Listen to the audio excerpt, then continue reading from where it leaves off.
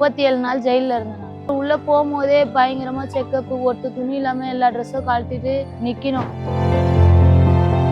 30 பேர் கூட ஒரு ரூம்ல விட்டாங்க. என்ன எல்லாமே பொம்பளை பசங்க அந்த மாத்திரைங்களை போட்டுக்கின்னு ஊசி அடிச்சுக்கின்னு ஒரு மாதிரி வாழைப்பழத்தை வச்சு ஒரு மாதிரி தப்பு தப்பா பண்ணிக்கின்னு நான் ரொம்ப கஷ்டமா இருந்துச்சு.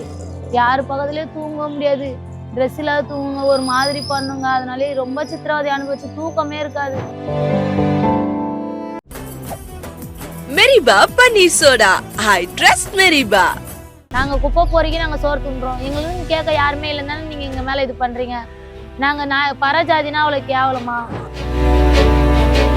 நீனா போலீஸ் எதிர்த்து பேசுற, உன்னால நியாயத்தை தட்டி கேட்டா எதிர்த்து பேசுறேன்னு அர்த்தம்ன்றாங்க. அப்ப எதுவுமே பேசாம வாய முடியும். நீங்க அனுப்புறதெல்லாம் நீங்க பண்றதெல்லாம் பண்ணுவீங்க, எல்லாத்தையும் நாங்க தாய்மதி. நாங்கன்னா அடிமையா?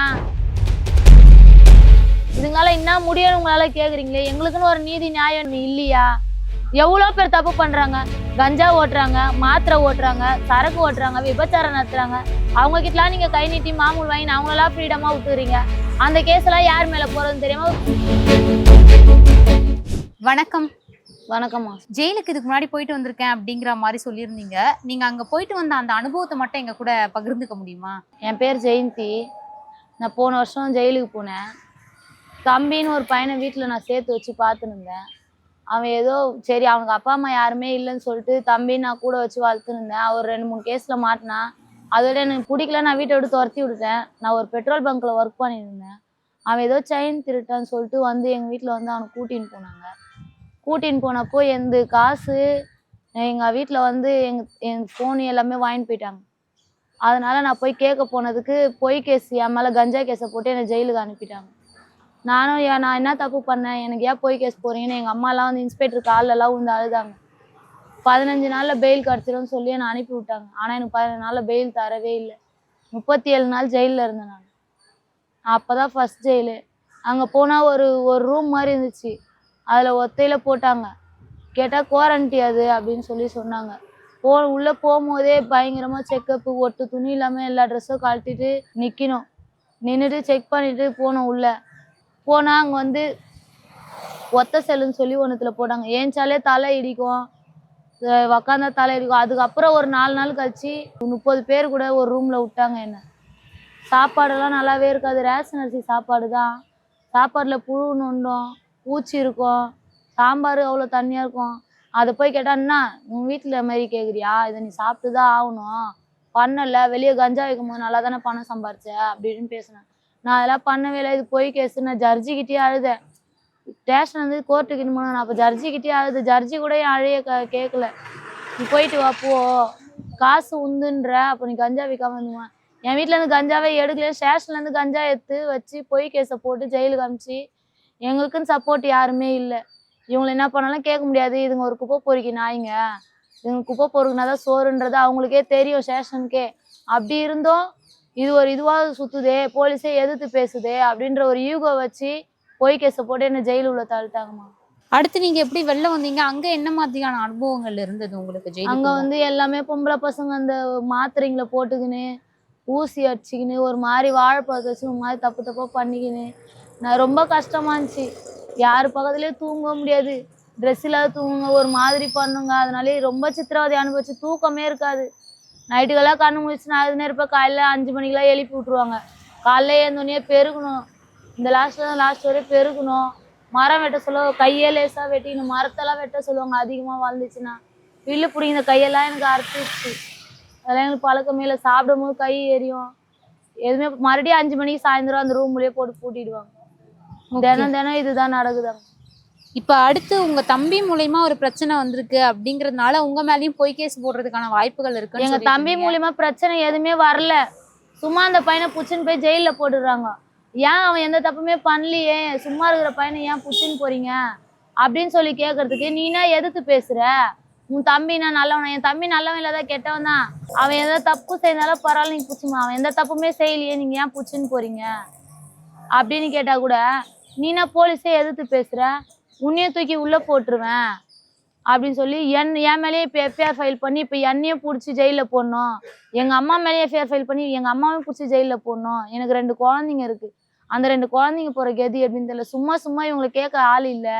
இதுங்க காகிதம் பொறிக்கிங்க தானே, இதுங்க குப்பை பொறிக்கி தானே, இதுங்களுக்கு யாரை தெரியும், இதுங்க எங்க போகுங்க, ஏது பண்ணுங்க, இதுங்களை ஜெயில போட்டா இதுங்க அனாதி நாய்ங்க, அச்சு போட்டா கூட கேட்க ஆள் இல்ல, இந்த போலீஸே ஒரு மாதிரி அசிங்கமா பேசுறாங்க. ஓகே. இப்ப இத்தனை பிரச்சனைகளை தாண்டி நீங்க சர்வே பண்றது அப்படிங்கிற ஒரு விஷயம் எவ்வளவு கஷ்டமா இருக்கு உங்களுக்கு? ரொம்ப கஷ்டம், நரக வேதனையா இருக்கு. நிம்மதியா தூக்கம் இல்லை நைட்ல. ஐயோ எந்த டைம் எந்த போலீஸ் வருவாங்களோ, குழந்தைங்கன்னா பதங்கொலையுமோ. இன்னைக்கு வேலைக்கு போனோம், ஒரு நாளைக்கு நாங்கள் குப்பை பொறுக்குனா தான் எங்கள் வீட்டில் சாப்பாடே செய்ய முடியும்.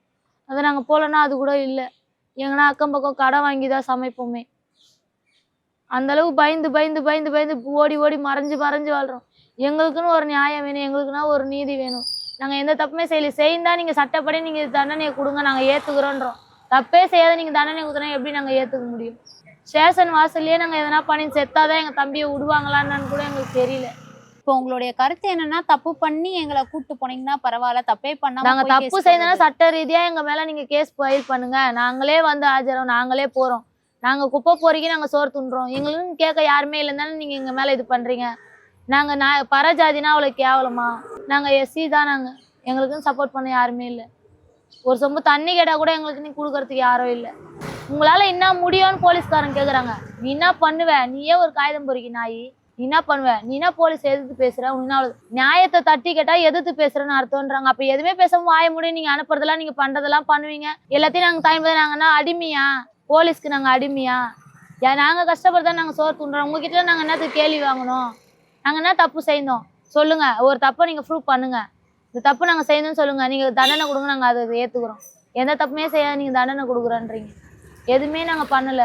நாங்க பண்ண தப்பு வந்து ஏழை குடும்பத்துல பிறந்ததுதான் தப்பா, இல்ல நாங்க அந்த இடத்துல நாங்க வசிச்சு வரோன்றது தப்பா, இல்ல நாங்க குப்பை பொறுக்குறோன்றது உங்களுக்கு ஒரு கேவலமா ஆயிடுச்சா, இல்ல இது குப்பை பொறுக்குதான்றதுனால நீங்க அது ஒரு பிளஸ் பாயிண்டா எடுத்து நீங்க எங்களை இவ்வளவு எல்லாம் நீங்க பண்றீங்களா?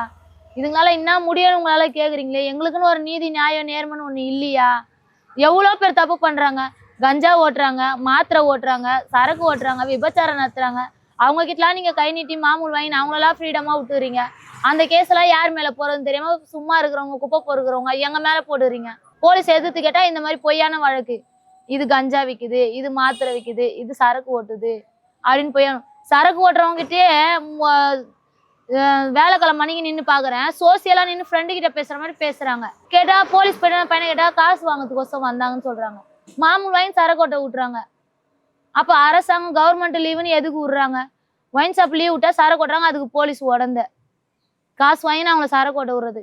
நீ ஓட்டுறியா, எனக்கு இவ்வளவு குத்துடணும் அப்படின்றாங்க. எங்களுக்கு அந்த தைரியம் எல்லாம் இல்லை, எங்களுக்கு அந்த உஷார்லாம் இல்லை. நாங்க எதுக்கு குப்பை பொறுக்குனா நம்மளுக்கு சோறு போனோமா, வாட்டர் கேனு, இந்த பிளாஸ்டிக், இந்த பாட்டிலு, இந்த இரும்பு, தகரம் இதெல்லாம் பொறுக்கி போட்டு நாங்க சோறு ஆக்கி சாப்பிட்றோம். அது நாங்க சாப்பிட்றது நல்ல சோறு இல்லையா? நீனா யோகிய மாதிரி பேசுறீங்களே அப்படின்னு எங்களே திருப்புறாங்க. நீ எப்படி பேசுவ எதிர்த்து? உனக்கு என்ன அவ்வளவு தைரியம் அப்படின்ற மாதிரி பேசுறாங்க. இது நாங்க பிறந்த பிறப்பு தப்பா, இல்லை நாங்க இருக்கிற ஏரியா தப்பா, இல்லை நாங்க குப்பை பொறுக்கி சாப்பிட்றது தப்பானே எங்களால நீடிக்க முடியல. குழந்தைங்களாம் என்ன பண்றாங்க இப்போ? கவர்மெண்ட் ஸ்கூல்ல படிக்க வைக்கிறேன் மேடம். நான் 9th வரைக்கும் நான் படிச்சிருக்கிறேன். சரி, நான் படித்த ஸ்கூல்லே எங்கள் மிஸ் இப்போ ஹெச்எம்மா இருக்காங்க. அங்கே கேட்டாங்கன்ட்டு என் பசங்களை அந்த ஸ்கூலில் சேர்த்து, என் பொண்ணு 5ஆம் கிளாஸ் படிக்குது, என் பையன் 4ஆம் கிளாஸ் படிக்கிறான். உங்களுக்கு என்ன வயசு? எனக்கு 26 வயசு ஆகுது. 26 வயசுல 2 பசங்க. சின்ன வயசுல கல்யாணம் பண்ணி 16 வயசுலேயே கல்யாணம் பண்ணி 17 வயசுலேயே எங்கள் வீட்டுக்கார் விட்டு போயிட்டாரு. என் பொண்ணு 1 வயசு குழந்தை பிறந்தனாலே என் பையன் 2 மாதம் வயிற்றுல. அப்போ விட்டு போயிட்டாரு. இன்னமும் சிங்கிள் பேரண்டாக இருந்து தான் என் பசங்களை நான் கஷ்டப்பட்டு காப்பாற்றுறேன். குப்பை பொறி தான் சோறு துண்டுறேன். இப்போ வரைக்கும் உங்க ஹஸ்பண்ட் எங்க இருக்காரு, என்ன எங்க இருக்கிறாரு ஏதாவது எதுவுமே எனக்கு தெரியாது. என்கிட்ட வரவும் இல்லை. எப்படி அவர் கூட பழக்கமாச்சு உங்களுக்கு? நான் இங்கே ஓமந்தர் ஹாஸ்பிட்டலில் வேலைக்கு போயிருந்தேன். அப்போ லவ் பண்ணி கல்யாணம் பண்ண. அவர் கேரளாக்காரு. அவர் என்ன பண்ணாராங்க? அவர் அங்கே மொபைல் சர்வீஸ். அப்ப பார்த்து பழக்கமா லவ் பண்ணி கல்யாணம். வீட்டுக்குலாம் தெரிஞ்சுதான் கல்யாணம் பண்ணீங்க? வீட்டில் தான் தெரிஞ்சுதான் கல்யாணம் பண்ணோம். அவங்க வீட்லயும் தெரிஞ்சுதான் கல்யாணம் பண்ணோம். பொண்ணு பிறந்துச்சு, அவரு கொஞ்சம் போதைக்கு அடிமையாயிட்டு அந்த ஏரியாவில் வந்து போதைக்கு அடிமையாகி விட்டு போயிட்டாரு. 2017 இப்போ 2015 கல்யாணம் ஆச்சு, 2017 விட்டு போயிட்டாரு. இப்ப எங்க இருக்காரு எதிர்க்க ஒரு ஃபோன் கான்டாக்ட் கூட கிடையாது. நாங்கன்னு எங்க அம்மா எங்க தம்பி எல்லாம் ஒரே வீட்டுல தான், வாடகை வீட்டுல தான் இருக்கும். இந்த போலீஸ் தொழிலெல்லாம் அடிக்கடிக்கு எங்களை வீடு காலி பண்ண சொல்லிடுறாங்க. பொய்து வெடிஞ்சா பொய்து போனாலே போலீஸ் மூஞ்சில தான் நாங்க முழிக்கிறோம். எங்களுக்கு ஒரு நல்ல தீர்ப்பு கிடைக்கணுமா? எங்க மேல பொய் வழக்கு போடக்கூடாது. நாங்க தப்பு செய்தா பொய் வழக்கு போடுங்க. என்ன மாதிரி நிறைய கஷ்டப்படுற பொண்ணுங்க இருக்கு, அவங்களுக்குலாம் இது போய் சேரணும். அந்த பொண்ணுங்க மேல இந்த பொய் வழக்கு ஆகக்கூடாதுமா. நல்ல பொண்ணுங்களுக்குலாம் எவ்வளோ லைஃப் இருக்கு, எவ்வளோ வாழ்க்கை இருக்கு. கஷ்டப்படுறவங்கள விட்டுருங்க. தப்பு செய்யறவங்களாம், அநியாயம் பண்றவங்கள தட்டி கேளுங்க. பணத்துக்கு ஆசைப்படாதீங்க. இருக்கப்பட்டவங்க கொடுப்பாங்க, இல்லாதப்பட்டவங்க இந்த மாதிரி அழுதுந்தா உக்காந்துன்னு இருக்கணும். மெரிபா பன்னீர் சோடா. I trust மெரிபா.